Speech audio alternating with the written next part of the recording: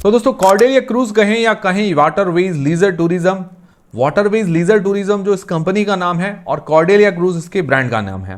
तो ये IPO open होने वाला है 23 से लेकर 25 जून के बीच में। तो इस वीडियो के अंदर हम रिव्यू करेंगे इस आईपीओ का।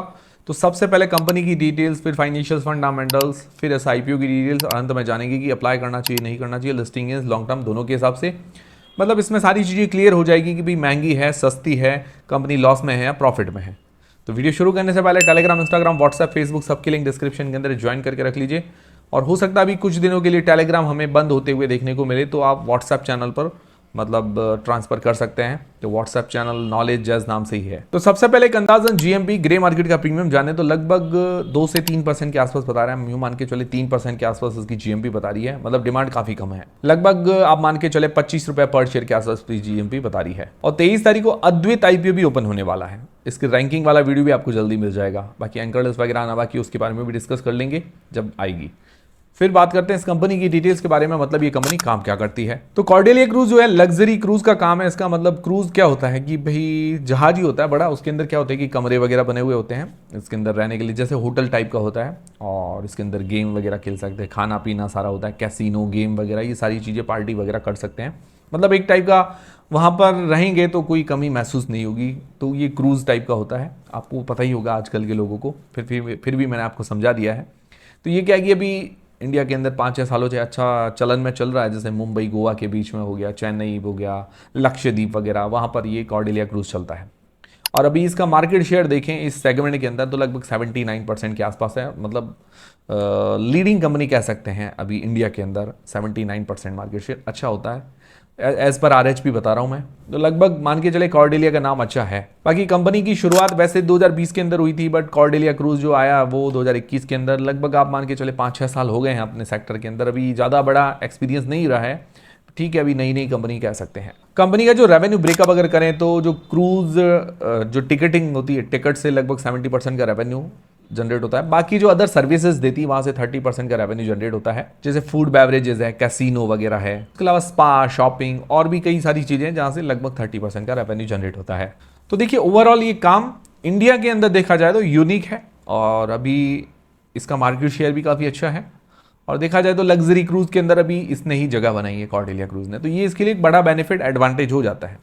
बट यहाँ तक तो अच्छी बात है। अब इसके फाइनेंशियल फंडामेंटल्स जानते हैं कि भाई कंपनी प्रॉफिट के अंदर है या लॉस के अंदर है, महंगी है, सस्ती है।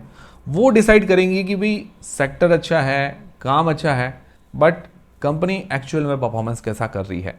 तो फाइनेंशियल 2024 से 2026 तक पूरे ईयर के दिए गए हैं। एसेट्स के अंदर उतार चढ़ाव देखने को मिल रहा है। एसेट्स के अंदर आरएचपी के अनुसार कहना है कि भाई इनको जो लीज है, जो लीज पे जो भी चीज़ें लेती है, तो उन्होंने लीज स्ट्रक्चर बदला है, इस कारण एसेट्स में उतार चढ़ाव देखने को मिल रहा है। बट ये उतार चढ़ाव होना नेगेटिव बात है। सेम फिर रेवेन्यू के अंदर भी हल्का फुल्का उतार चढ़ाव देखने को मिल रहा है। 2026 में रेवेन्यू थोड़ा डाउन हुआ है। इनका कहना है कि 2026 में थोड़ा बिजनेस जो है इसको लेकर कम था ओवरऑल, मतलब FY26 के अंदर। फिर बात करें प्रॉफिट आफ्टर टैक्स की तो 2024 के अंदर ही कंपनी लॉस के अंदर थी, 25 के अंदर प्रॉफिट के अंदर आई। प्रॉफिट काफ़ी अच्छा था, 28% का इसने मार्जिन जनरेट किया। तो ये कुछ एक्सेप्शनल गेन हुआ था इनको, उस कारण इन्होंने प्रॉफिट दिखाया ज़्यादा। फिर इसका प्रॉफिट घट गया, 52 करोड़ रुपीस के आसपास हो गया। ओवरऑल मार्जिन निकाले तो 2025 के अंदर 28% और 2026 के अंदर लगभग 8% से ऊपर है। तो प्रॉफिट के अंदर भी उतार चढ़ाव है। हालांकि आरएचबी में इसके कारण मेंशन है, बट ये चीज़ें होना भी नेगेटिव है। नेट वर्थ उसके अंदर थोड़ी ग्रोथ है। रिजर्व्स 15 करोड़ रुपए के हैं और लास्ट ईयर ये नेगेटिव थे रिजर्व्स इसके। बोरिंग हर साल बढ़ रही है, करीबन 102 करोड़ रुपए के आसपास की बोरिंग, मतलब उधारी है। डेट टू इक्विटी रेशियो 1.27 का निकल कर आता है, जो कि बहुत ज़्यादा है। और आईपीओ के पैसे से कोई भी डेट पे नहीं कर रही है।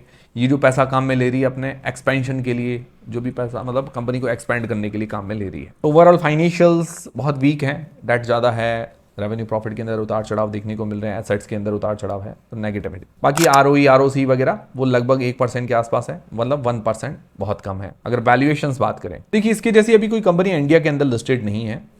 जो इन्होंने अपने पीयर्स मेंशन किए वो होटल बिजनेस से है, ठीक है। उसके अलावा 1-2 कंपनियां हैं जो यूएस के अंदर लिस्टेड है, उनका भी पी वगैरह हम देख लेंगे। तो रेवेन्यू वाइज अगर देखा जाए तो सबसे छोटी कंपनी आप कह सकते हैं अपने पीयर्स के अंदर। तो जो होटल बिजनेस वाली है उनका पी 4 से लेकर 40 तक, इसका 100 का है। और शिप बिजनेस के अंदर जो यूएस की कंपनियां हैं, जैसे रॉयल कैरेबियन क्रूज है और नॉर्वेजियन क्रूज लाइन है, इनका पी 75 से 79 के बीच में है और इसका 100 का है। तो मतलब ओवरऑल बी वाइज वैल्यूएशंस महंगी ही है। फिर इसका प्राइस टू बुक वैल्यू वो 65 के आसपास है, बहुत ज़्यादा है। अदर्स का 1 से लेकर 7 के बीच में, तो वैल्यूएशंस बहुत महंगी है। P wise, price to book wise, दोनों वाइज हमने देख लिया है। ये हो गए फाइनेंशियल फंडामेंटल्स। फंडामेंटली कंपनी काफी वीक नजर आ रही है। अब इस आईपीओ की डिटेल्स के बारे में बात करें तो 23 से 25 जून के बीच में ये आईपीओ ओपन रहेगा। 1 जुलाई को इसकी लिस्टिंग है। फेस वैल्यू 10 रुपए पर आ रहा है। 769 रुपए से लेकर 808 रुपए के बीच में इसका प्राइस बैंड रखा गया है। लॉट साइज 18 शेयर्स का है। इश्यू साइज है 585 करोड़ रुपए का। फ्रेश इश्यू है पूरे के पूरा 585 करोड़ रुपए के। मार्केट कैप इसका बनेगा 5800 करोड़ रुपए के आसपास का। और ये जो पैसा है फ्रेश इश्यू का, ये लीज रेंटल पेमेंट देने के अंदर काम में लेने वाली, कुछ एडवांस वगैरह देगी, कुछ या बकाया है वो देगी, कि कुछ कंपनी की ग्रोथ में पैसा काम में आएगा। रिटेल पोर्शन इसके अंदर 10% रखा गया है। शेयर होल्डिंग अगर देखें प्रमोटर की, पहले 99% की, बाद में 89% रह जाएगी। प्रमोटर होल्डिंग अच्छी है। तो ये कंप्लीट आईपीओ की डिटेल्स। अब सबसे मेन सवाल याद है कि क्या इस आईपीओ में अप्लाई करना चाहिए, नहीं करना चाहिए, करे तो लिस्टिंग है इसके हिसाब से, लॉन्ग टर्म के हिसाब से। देखिए मैं सारी चीज आपकी क्लियर करूंगा। डिसीजन आपको अपनी रिस्क, अपना एनालिसिस लगा के बनाना है। मेरी तरफ से कोई बाय सेल का रेकमेंडेशन नहीं है। देखिए सबसे पहली चीज जो जीएमपी है, ग्रे मार्केट का प्रीमियम, वो मतलब 3% के आसपास है, तो उसमें 0 पॉइंट। वैल्यूएशंस बहुत महंगी है, उसके अंदर भी 0 पॉइंट। और फिर बात आती है एंकर लिस्ट और सब्सक्रिप्शन, वो आना बाकी है, उसके बारे में बाद में डिस्कस करेंगे। इस हिसाब से लग रहा है कि रिस्की इसके पैरामीटर्स बन सकते हैं। बाकी बाय सेल का रेकमेंडेशन नहीं है। डिसीजन बनाए, अपनी रिस्क अपना एनालिसिस लगा के बनाए। फिर लॉन्ग टर्म के हिसाब से इसके पॉजिटिव्स और नेगेटिव्स देख लेते हैं। पॉजिटिव में सबसे अच्छा पॉजिटिव लगा इसका मार्केट शेयर अच्छा। अभी कोई ज़्यादा कंपनियां लिस्टेड नहीं है। अपने सेक्टर के अंदर 79% का मार्केट शेयर है और लीडिंग पोजीशन के अंदर है क्रूज सेगमेंट के अंदर, इंडिया के अंदर। बट ये चीज़ें जब अच्छी लगती है जब इसके फाइनेंशियल फंडामेंटल्स वगैरह अच्छे होते हैं, वो अच्छे नहीं है। तो एक चीज मुझे ये अच्छी लगी, इसका सेक्टर और सेक्टर के अंदर ये लीडिंग है। बाकी इसके नेगेटिव्स मुझे ज़्यादा लगे। नेगेटिव्स में क्या है, फाइनेंशियली कंपनी वीक है, वैल्यूएशंस महंगी है, डेट इसके ऊपर ज़्यादा है। आईपीओ के पैसे से कोई अपना डेट मतलब उधारी पे नहीं कर रही है, आरओई आरओसी कम है। तो अब ओवरऑल कंक्लूजन ये है कि बहुत ज़्यादा रिस्की नज़र आ रही है। और देखिए कंपनी ने अपने डेट रीपेमेंट में कोई भी पैसा काम में नहीं ले रही है। ये जो पैसा ले रही है एक्सपेंशन के अंदर, बिजनेस एक्सपेंशन, अपना रेंटल पेमेंट, लीज पेमेंट के अंदर काम में ले रही है। तो देखिए एक्सपेंड करेगी, बट मान लो एक्सपेंशन फेल रहता है या मतलब ज़्यादा रेवेन्यू के अंदर ग्रोथ नहीं आती है, तो क्या है कि ये जो डेट बर्डन है, उधारी है, वो बढ़ेगी। इंटरेस्ट जो इसके ऊपर लग रहा है ब्याज, वो भी ज़्यादा बढ़ेगा। तो डेट बर्डन बढ़ने ही वाला है। तो ये बड़ा नेगेटिव है इसके लिए। तो आने वाले टाइम में देखिए दाव खेलने जैसा है, रिस्क बहुत ज़्यादा इसके अंदर नज़र आ रहा है। हाई रिस्क की कंपनी नज़र आ रही है।